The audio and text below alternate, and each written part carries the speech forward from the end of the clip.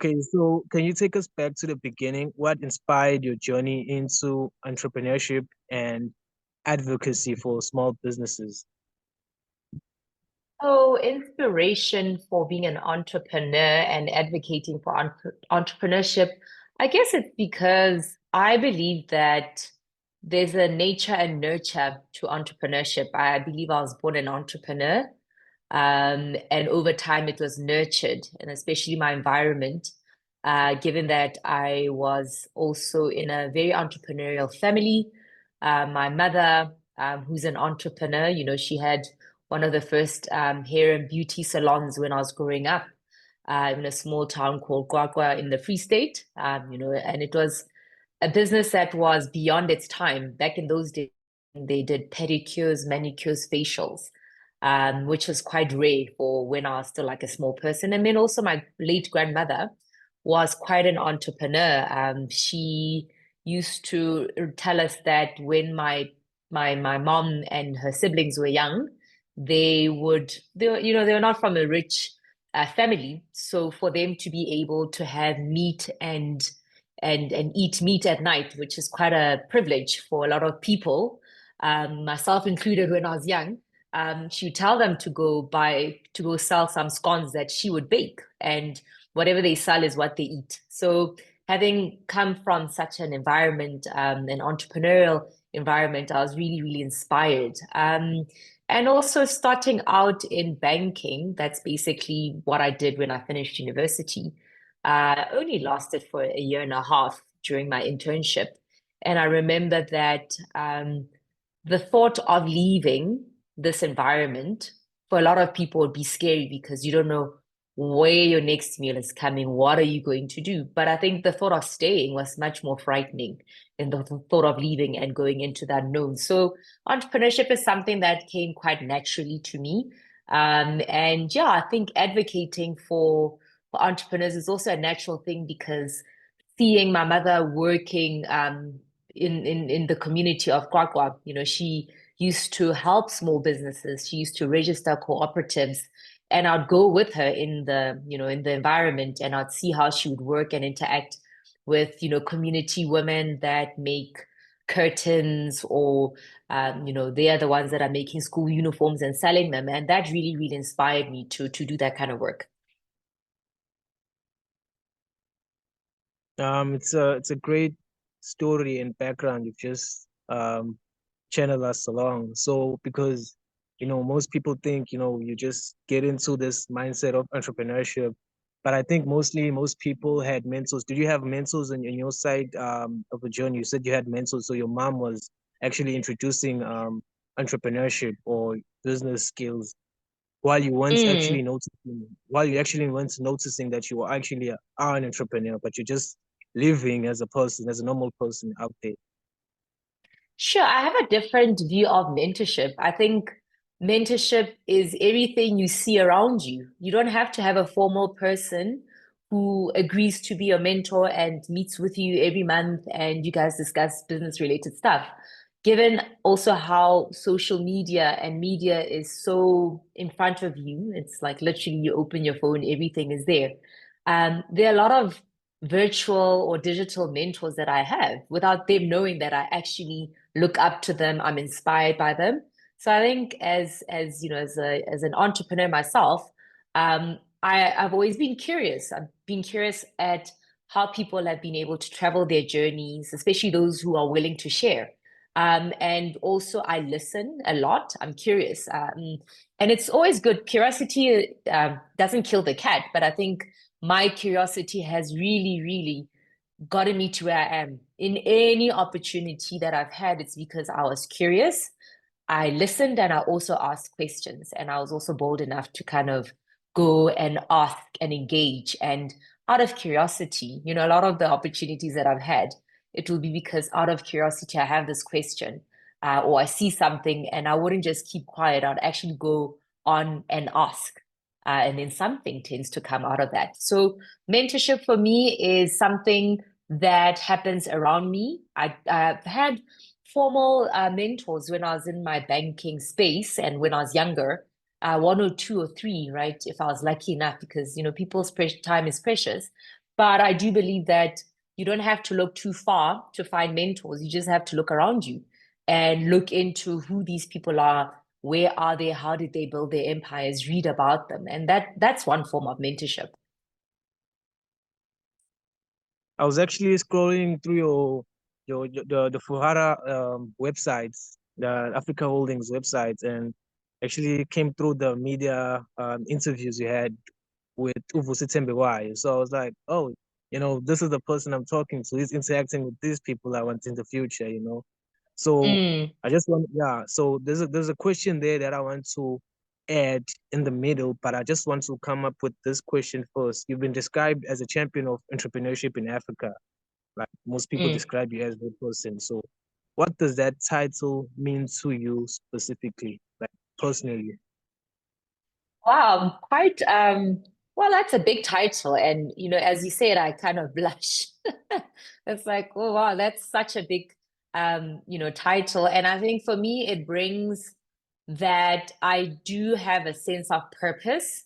And I've been lucky enough to be able to identify what my purpose is on this earth. So if it's championing entrepreneurship for the African continent, then I've been able to realize my purpose and I'm living my purpose. So that is just a form of validating that I'm not going to exist on this earth without knowing my purpose and pursuing my purpose and fulfilling my purpose. So it's a great thing to be able to like, I mean, being seen for that is great, but I think for yourself, if you know that this is my purpose on earth, it's a great feeling. It's really a great feeling. I mean, most people do it. Okay, I want to get into this thing of purpose because, there's a lot of things that people call purpose because I had this analogy. I was explaining it to, I think it was McGann Falone. So I said, so let's say you're entering in a room full of in a museum, right? Not a museum, it's a museum, it's a cinema. Entering a Mm, cinema, the movie is playing there, right? So there's 150 seats with hundreds and let's say 45 people. Let me say 145 people are seated and there's 150 seats. So you're trying to find your spots. There's this spot here at the back that is free, and there is spots there at the front that is also free. But when you're trying to move over, the people are just saying, just sit anywhere, just why? But your thing is you want to sit there at the front where you're going to be comfortable and start actually watching the movie, the story, your story that you've been wanting to create unfold. You've been trying to put that into the picture. So I think most people are actually trapped, not actually trapped, but they are trapping themselves. Do you think people are actually trapping themselves in this world we're in? yeah, everything that happens, everything you achieve, everything you say, everything you feel, it starts in the mind. And so human beings, some of them, have a habit of telling themselves that they can't do something. So that for me is already the worst thing you could ever do. I'd rather say, you know what, I'm going to do it. Even if I know I don't have the money to do it, even if I know that I don't have the skill set to do it, I will say I can do it. Even though I don't know how, where I'm going to start, I will not do what a lot of people do, which is to tell themselves and limit themselves and say, I can't do this. Why if you haven't tried, right? If you haven't tried, I mean, the best you could do is try. And if you fail, you'll be like, you know what, hands down, I tried. But the first thing that you do when there's an opportunity in front of you to go sit in the front, you're going to say, I'm going to the front. And you're going to go to the front. You're going to push yourself through to the front until it's impossible. But you might realize that it is actually possible because you've already told yourself, I'm going to do it. I can do it. And let's go. And I also realize that now in life, a lot of things that it's kind of like something I haven't done before. I always say, hey, hang on, this is a new way or this is a new thing. Let me try it out. So that's that curiosity again, where it's like, let me try it out because what do I have to lose? Right? Every year I always have a motto for the year where it's like, this is going to be my signature motto for the year. And a couple of times I've always kind of repeated this. I have nothing to lose. Let me try. Because then in everything I do that particular year, it will be informed by this motto of I have nothing to lose. Really, like if by trying, I have zero to lose, but a lot to gain. So people must not trap themselves by saying that I can't do it. Who says you can't do it? No one around you is telling you. It's you that's telling yourself you can't do it. Why would you do that to yourself? Why? I mean, there's still time, there's still a lot of time to do what you want to do Yeah. with all I the mean, what's hurdles that are stopping you? not You stopping have me. 24 Yes. hours in a day. Everyone has the same amount of hours in a day. The last thing you want to do is to tell yourself in the first hour that, oh, I can't do this. So, yeah. So is the founder of Furaha Africa Holdings and former managing director of Simodisa. What were some defining moments that shaped your leadership style? Yeah, so the lots of defining moments. I think the biggest is when I started working at Simodisa, which is an industry association that's driving policy reform for high growth, high impact entrepreneurs in South Africa. I remember when I was approached by Simodisa. I was in the middle of no man's land where I had just quit one opportunity that wasn't working out for me. It was not a nurturing environment. And I also felt quite used. And I think for a good few months, I was without a job. I didn't have a job. I didn't have money. I didn't know how I'm going to pay my rent. My landlord, for the first time, sent me an email about how disappointed she is. And it was not easy. It was not nice, right? And I went kind of I realized that when I am in a tricky situation, I always just go down under and just figure things out and get on with it, right? So when the Simodisa people approached me, they kind of said, "Hey, we are aware that you've been doing this small business development stuff, especially in rural areas. I'm Peter de Villiers, and Peter de Villiers is the founder of Clickatel. Clickatel is probably one of the most underrated, biggest success story out of South Africa because Clickatel is one of it's a billion rand valued plus business. It's a technology business that was started by a South African entrepreneur, Peter de Villiers. So when he was in Silicon Valley, because he Is that started the called a business in unicorn? South Africa. Is it called a unicorn? No, it's a rand based. So unicorn is a dollar based billion plus valuation business. So, but it's getting there because really, Peter has really done well. So when he reached out to me, like he was in Silicon Valley, he was the founder of Clickatel. I didn't know much about the business, but when I start Googling, I'm like, wow, this guy is a big deal, right? He's getting some funding from Sequoia, which is one of the biggest venture capitalist in Silicon Valley. He's built out Clickatel to be this billion rand valued business, and he's reaching out to me. Yeah, so that for me was a defining moment that clearly you have the attention of people that are significantly important in society, significantly successful. And here they are saying they would love to work with you because they've seen the work that you have done in societies that are underprivileged, and your heart is with entrepreneurs. So that for me, how I started working with Simodisa was one of my defining moments because then the environment that I was working in was an environment of winners, people that are not just starting businesses and then they say they're success. Peter is a certified global South African entrepreneur, and I've had the pleasure of working with Peter since 2015, 10 years working with Peter de Villiers. And I would say he's also someone who's my mentor because we work together. He's someone that last year I turned 40. And he came to my birthday to celebrate with me. And, he's always so proud. He'd always tell my mom that, listen, your daughter is this and that. I've worked with her. So that for me, having to align myself because my energy is attracting the right kind of people was a defining moment. So that's with Simodisa. And then with Furaha, um, I was just brave enough to go into a spaces that I'm not, I would say, educated to be in those spaces. I'm not an HR person, but I built a company that within the first 3 years, turnover was 5 million rands. No, actually, within the first year and a half, it was 5 million rands.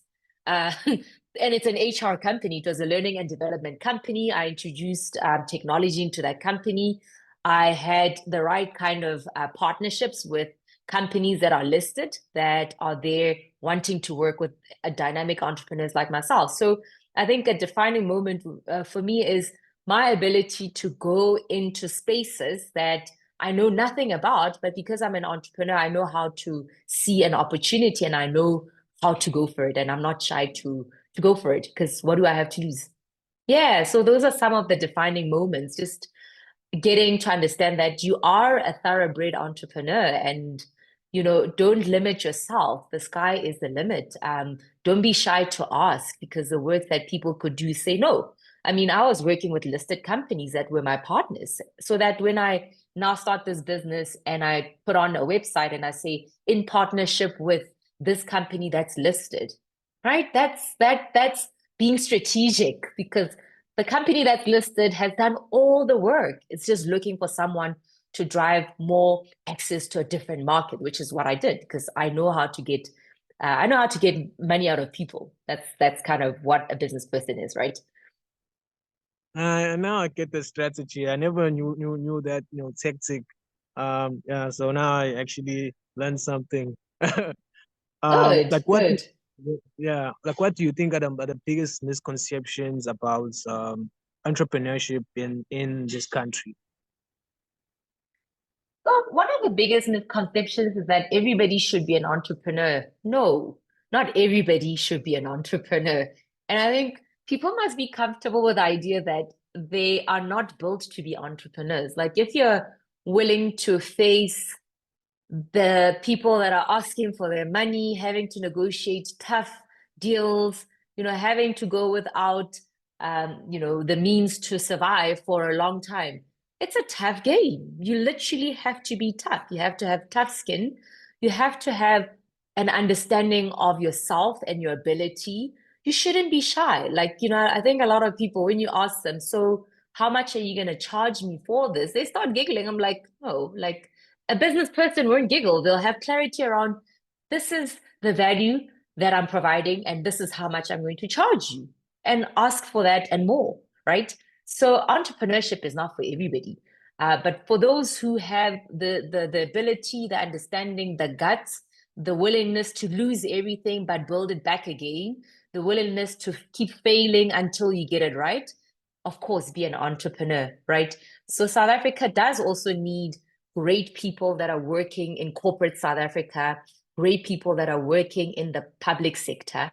But the misconception is that because you also think that as an entrepreneur, it's easy, you own your own time. It's like, yes and no. You own your time, but your client is owning your time. Your client that wants you to deliver a service at a certain level and is demanding and you have to work through that, they own your time. So entrepreneurship is not as glamorous as everybody thinks it is because yes, you'll start reading about Matsi Modise or Theo Baloyi or any of the successful entrepreneurs, but there is a long history of suffering and struggling and rejection and failure. It's there. And if you aren't able or willing to do the hard work, it's not for you. I mean, I was arguing in terms of with Yavi Madurai. I think she's the president of African Prosperity Fund. She has this thing about women that empowerment. I'm all for that. I'm all for women too. I wasn't arguing saying women I shouldn't be venturing into entrepreneurship. I was just saying it's all genes, it's nature. Some people have some women have high testosterone compared to other women, to compare to even other male species. So I was just saying that, because I was just introducing this thing called a digital hand index ratio. So Mm, when you just look at your hands like this, there's this one here in your ring finger.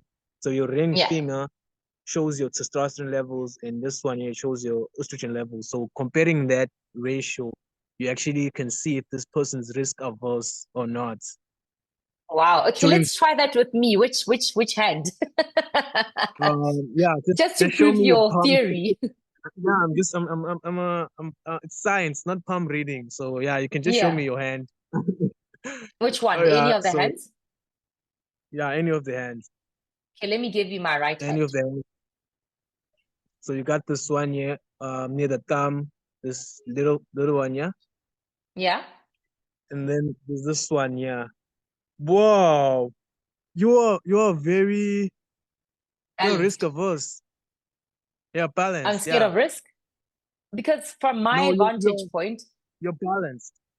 yeah, it's You're equal. It's literally it's equal. equal. Like if you had to, It's yeah, literally if you had equal. to look at that, Yeah, it's literally equal, equal. So you equal. you're balanced. Yeah, you're strategic about your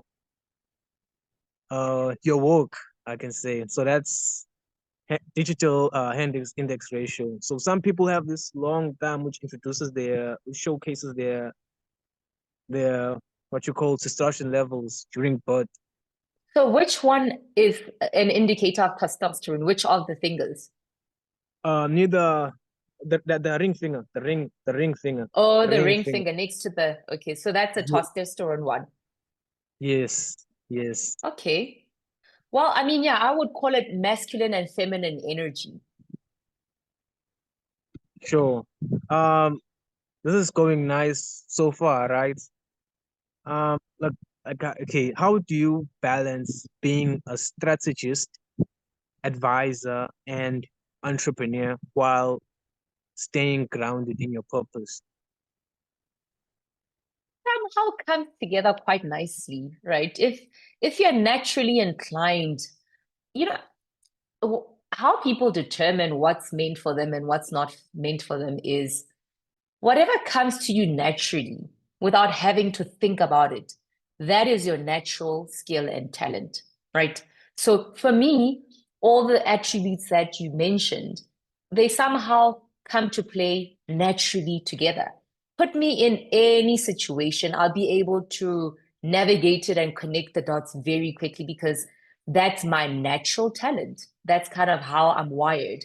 So I wouldn't say I do this or I do that. I mean, staying grounded, that's one thing, right? But being able to be strategic and do all the work that I'm doing, it's something that comes to me naturally. But then being grounded is very, very important because you also don't want to be floating on air. You want to be someone that people can look up to, someone that people can trust, someone that know that this person is a principled person.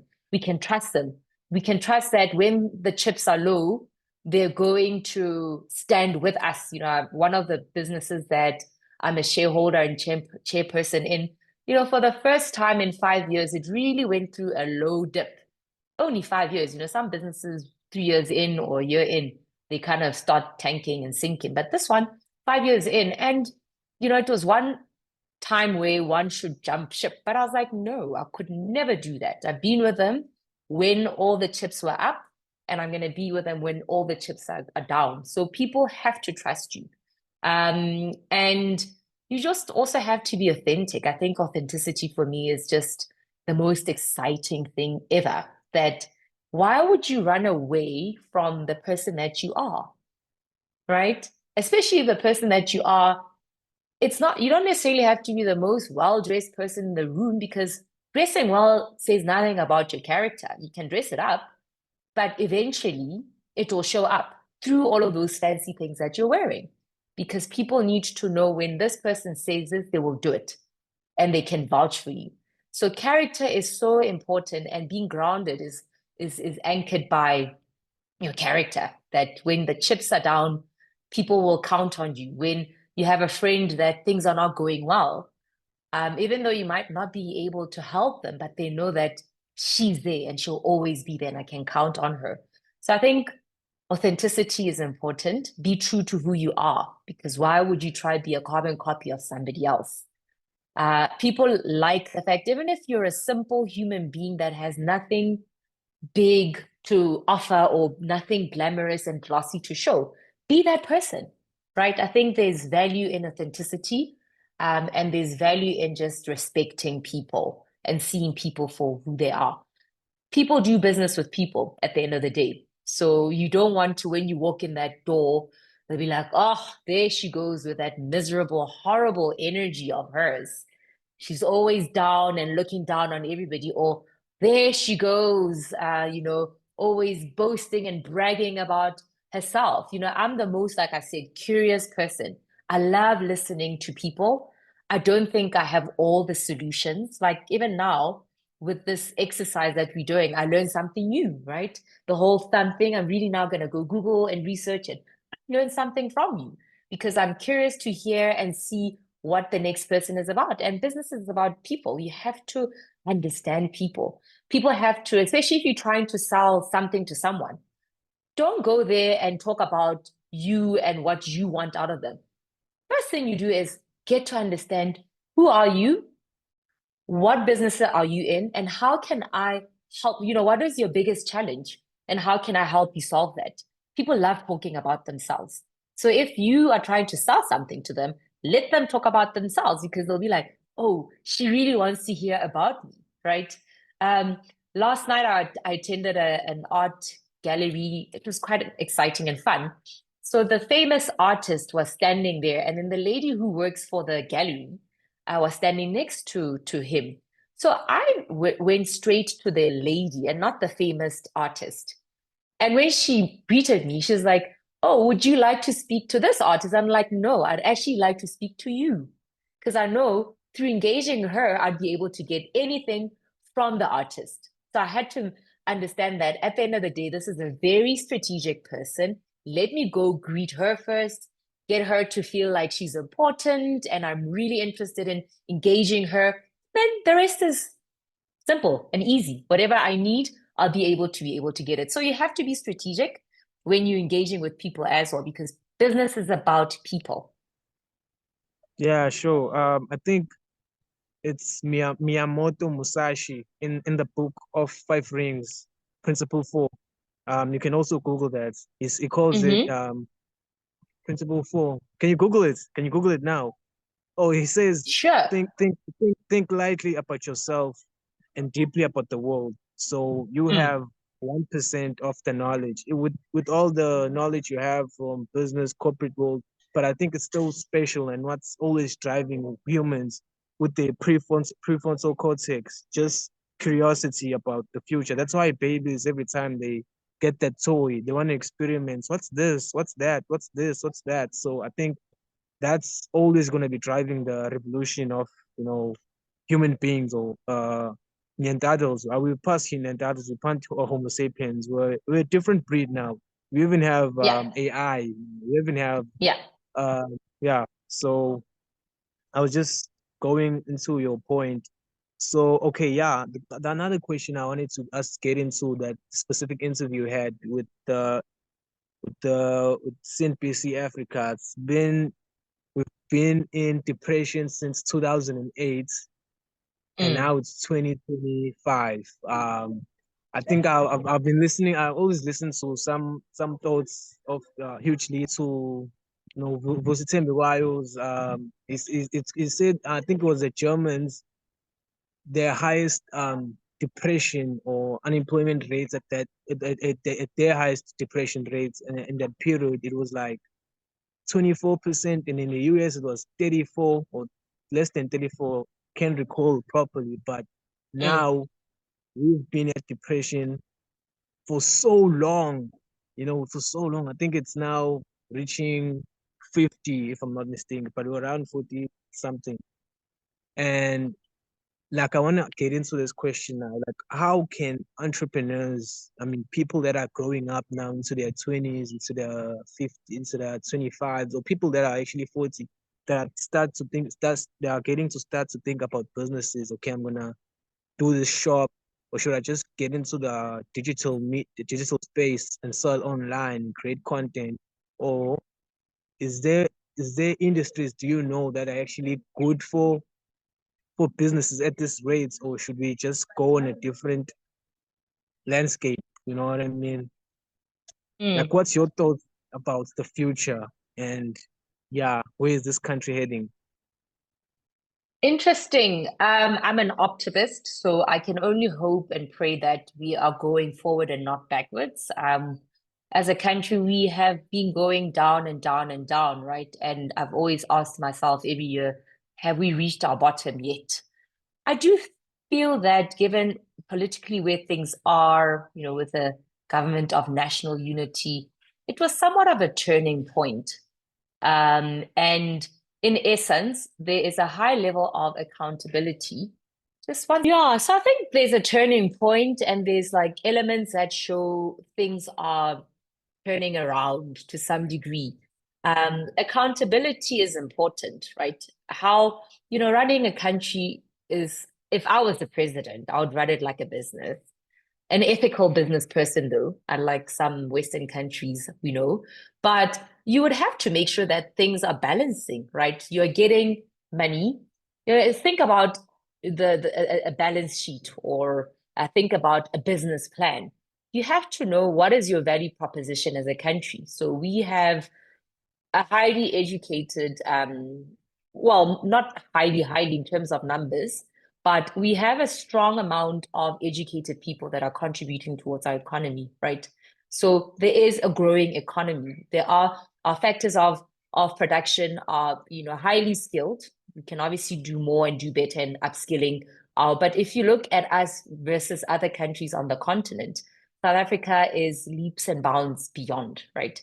You look at our natural resources. So as a country, you say, what is my product? What am I offering? I have an economy that's quite advanced. I have infrastructure that's quite advanced for an African country. I have big industries like banking industry. I have various industries that are thriving. Our retail industry is thriving. Our banking industry is thriving. So identifying what are our products, what are our services, and then you look at, okay, well, what's a value proposition to the rest of the world? Who are my trading partners? Are my trading deals? Like, when you're in business, sometimes you get yourself in a bad deal. It's like where you're actually not making any money, you're losing money. Having to assess, am I actually leveraging my asset base as a country? So I do feel that at this point in time, South Africa is at a turning point where we're identifying that, guys, we are selling ourselves short. We're selling ourselves at a discount. We should be putting a premium to who we are and what we have to offer the world. And I think now that we have a government of national unity, without being political, I'm really trying not my level base not to be political, but any element of accountability is very important, because for 30 years, there has to be things that we can and should have achieved, but we haven't. We haven't necessarily tapped into our full potential as a country. And if I am the CEO or founder of South Africa Inc., I'd be like, well, why is it we've been running at a loss? Why is it that we've been running at a deficit? Why is it that we have high levels of unemployment? Given that we have such a robust country that has so much to offer. I'd ask all of those questions, and I'll make sure that I now put things in place. So I'm quite optimistic that we are at a turning point, and there's high levels of accountability. We now have a diversity of thinking in how the country is led, and perhaps that will then lead into a different South Africa where any young person feels like they can add value because they're having high levels of education, whether they're in South Africa or whether anywhere else in the world, they're highly competitive, right? Our natural resources are natural resources that benefit everybody, but not a few. I don't particularly believe that triple BEE is necessary, right? Now, this is me also bordering on something that's quite political. I think triple BEE is necessary, but I do feel that the way in which we went about it was not the most optimum way, because why should we be pushing other people to be giving us what they have versus pushing us to be able to create our own, giving us the resources, the education, and the ability to start our own businesses, giving us seed capital. So that 30 years, I mean, if I started my business 30 years ago, if BEE was put in place to be able to empower me, I would have built a 30-year-old business by now. That's a big bank that's employing 10,000 South Africans or 100,000 South Africans. 30 years could have made a difference if when BEE started 30 years ago, It was structured in a way that empowers a Black person to build their own versus to take from what's already there. There could be an element of, yes, let's partner well, sharing is caring, great. But the whole premise of BE is like, we need to share what they need to share what they created versus those who are now in the majority must be given the power, the skills, the monies, the market access, procurement opportunities to really build their own businesses. Because if I was Matsi 30 years ago and BEE was actually structured in a way that empowers me as a Black person versus encouraging me to go get 50% of a white person's business, I'd be a different person.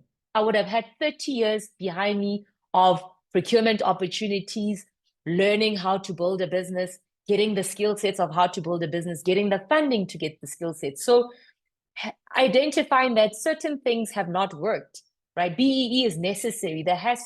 We have to have more Black people participating in the economy. But the how we've done that for me is like, no, we've done it the wrong way, guys. Let's empower our own people, give them the skills, give them the money to be able to start give them the business, right? Black people struggle to get business because when you have business, you are in business. But if I have 50% of a white person's company, I would not necessarily be incentivized to learn how to build my own business. Because tomorrow, if I'm kicked out of that white company, what do I have? But just something that was on paper that I was a 30% shareholder. I don't have the experience, the ability to know that I can start this business myself because I've done it myself. So I do feel that we are at an interesting juncture in South Africa. We have more young, dynamic people like you who are asking the right questions, who are not wanting to settle for crumbs because, giving young people 350 rands a month to incentivize them to make something of themselves is not what you should be doing. Giving somebody 350,000 rand to kickstart their own business because they have an idea, that's what we should be doing. Do you think do we have okay? I've been looking at Zachariah George because he's been one of the venture capitalists who's been trying to invest in Africa.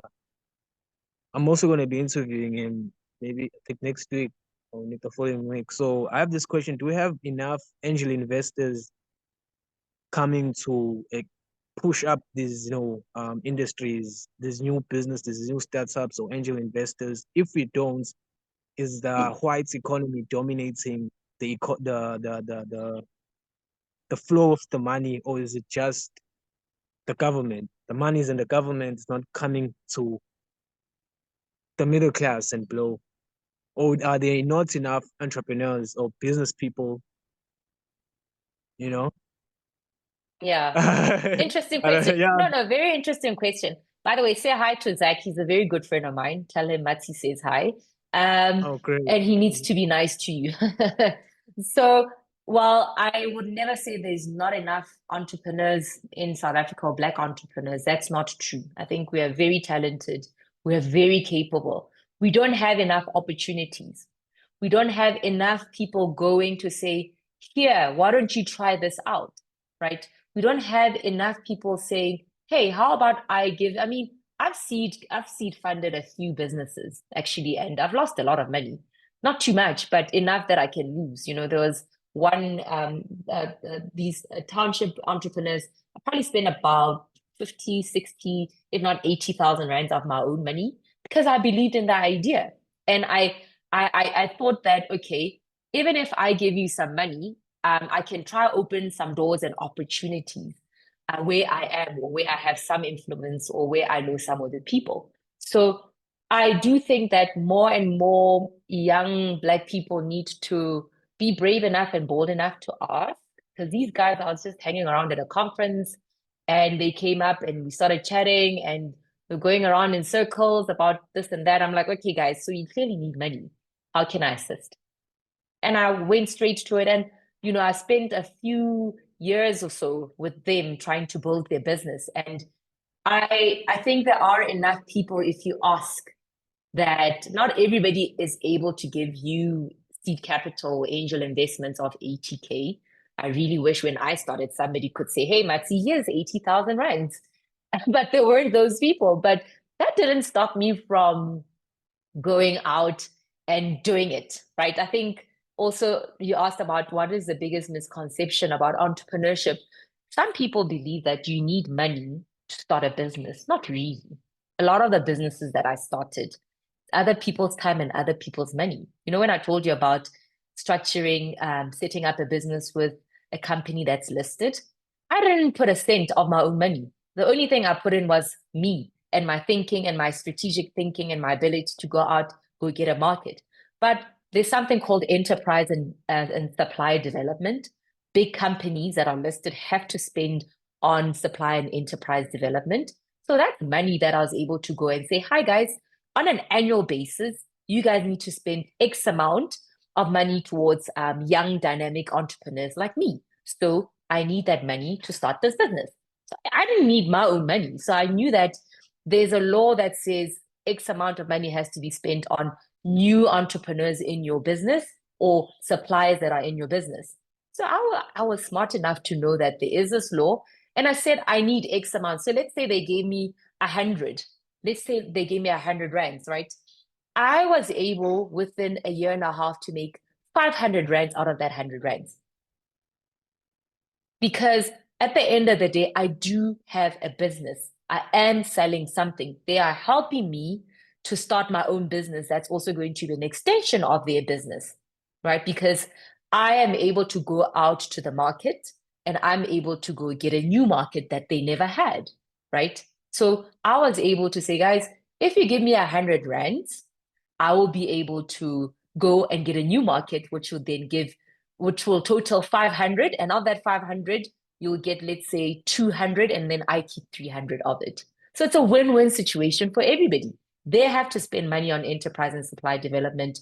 They want an extension of their market because I'm able to access that. So we created a business where I then also get to learn about what is this business about because I know nothing about HR. However, I know of big companies that could do with these services and I know how to sell. So let's create a win-win situation. So some of the misconceptions is you need money to make money and start a business. No, you need to be smart to make money. And once you're smart and you've made money, more money will follow, basically. Yeah, thank you for that. Sorry for taking too much of your time, No, that's So fine. okay, great. So you've been a mentor to many, and what key advice would you give to young South Africans starting with, big dreams but limited resources like myself? Yeah, hey, like all of us, we started with nothing, you know. There's like you have to just believe in yourself, hey. Like the amount of self-belief that you need to have in yourself has to be incredible because the road is a tough road. People will doubt you. People will do all sorts of not nice things. You know, I've had to endure a lot as a leader, but I think my self-belief in myself is just on another level, I swear. You know, and I'm not an arrogant person, right? When you meet me, or I don't know, like if ever you get to meet me in person, I'm very quiet and very, I like to listen, I like to hear people. But if I have to tackle an issue, I have so much self-belief in my ability. You know, I have the self-belief of Donald Trump and more. That guy, as much as I don't really like him, but this amount of self-belief that he has, whether it's true or not, is the amount of self-belief that we all need, right? Obviously, you have to use it in a positive way. You have to believe in the right things. You can't be doing the wrong things and believe that it's a wrong thing. But there has to be an element of believing in yourself, right? Investing in yourself, not doubting yourself, not looking yourself in the mirror and saying, you know what, I can't do it. It's like, why? If the whole world will be telling you that this is not going to work, the whole world is going to be closing doors, if the whole world is going to be turning their backs on you, you must be the one person that believes in yourself. Really, I think self belief is where it all starts because anything comes from that. Your ability to think that, okay, I can do this. I'm capable of this. Um, I say yes to a lot of things when it comes to, can you deliver this? Yes, I can. Even if I'm not an HR, I didn't study HR, I didn't work in HR, but I built an HR business, added technology to it, and within a year and a half, had revenues of 5 million plus. So don't say no because you've never done it. It's like the internet is your best friend, right? Your ability to use and apply yourself and your mind and to connect the dots, it's your best friend. So don't doubt yourself, don't doubt your ability. And I think also the biggest thing, and that's really worked for me, besides the business side of things, is working on yourself and within yourself. Spirituality is important. Those prayers that you say at 3 o'clock in the morning, right? Those rituals that you follow, that level of consistency, those are the things that if you had to, and it sounds like you've done a lot of research, you've read a lot of books around successful people. Those people are very, very disciplined. Those people have rituals, right? Those people have a way of being able to navigate life because for me personally, it's like I've been able to navigate myself internally, spiritually, and it's helped me with everything because that's the encouragement that I get. That's the self-belief that I have because I know there's a bigger power out there that aligns with my vision. And I also know that I wouldn't have made it this far to come this far. Just keep going, right? When I have something that's blocking me or something that's not working out because, sometimes some of these things take time. All I tell myself is like, Matsi, just keep going. Just keep going at it. Just keep going. Just keep running. Don't stop. Just keep going. Don't stop.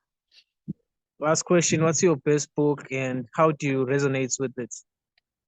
Oh gosh, I'm actually sitting, my eyesight is terrible. But I'm just literally sitting in front of my library, so just give me 1 second. I just need to look at the title of the book so that I say it right. Yes, okay. Uh okay, the book is called The Subtle Art of Not Giving a I don't know if you've ever come across that book. I think I did. I think I did. I think I did. Yeah. It's by Mark Manson. It's called The Subtle Art of Not Giving a Fuck, basically. Excuse my language for this wonderful interview, but I think that book really was an eye opener because it just helps you navigate things that you get stuck on because you just care too much for things you shouldn't be caring about.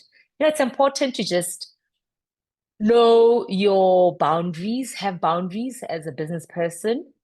Over the years, I've also learned how to say no to a lot of things that don't align to my vision and what I'm doing.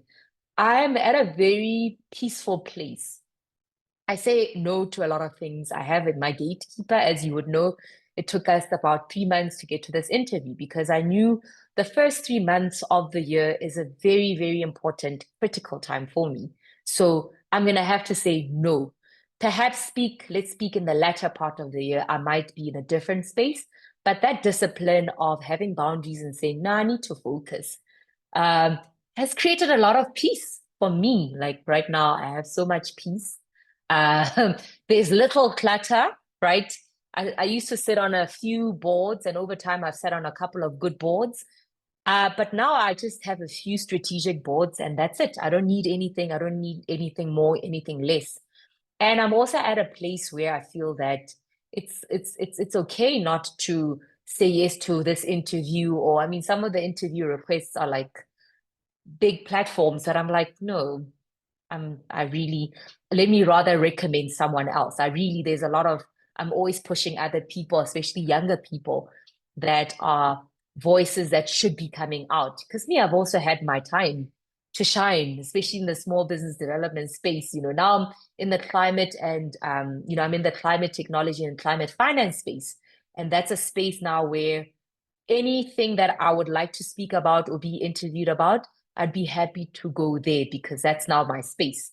And anything that has to do with what I used to do in the past, I'd rather hand it over to Pumzile because she's now the MD of Simodisa and she should be getting these platforms because she also needs to build herself, her career, her voice, and everything else. So we have to open the door for other people when now we've done our time. I've done my time, literally. And sometimes it's tough because they're like, no, Matsi, we want to speak to you. I'm like, no, you don't have to speak to me. There's other dynamic young voices out there. Speak to them, and you'll be surprised how amazing they are. So I think there's definitely an element of focus, boundaries, and knowing that yeah, the best is yet to come, right? Like for me, it's like I know that the best of me is yet to come, but I had to kind of scale down, declutter, take a lot of things out, and say no to a lot of things. Yeah. Thank you so much. It's been an honor to interview today. Awesome. Well, thank you very much. Thanks for giving me the opportunity, and hoping that whoever gets to listen to this interview, it inspires them to just believe in themselves because that's all you have yourself. Thank you. Thank you. I'm just gonna close off here. And yeah, it's been great. It's been thank you so much for this, and thank you so much for taking your time to have this chat. It's an honor. No, thank you, and all the best to you for all your endeavors. I'm sure I have a feeling I'll read about you one day doing something very amazing. Hopefully. No,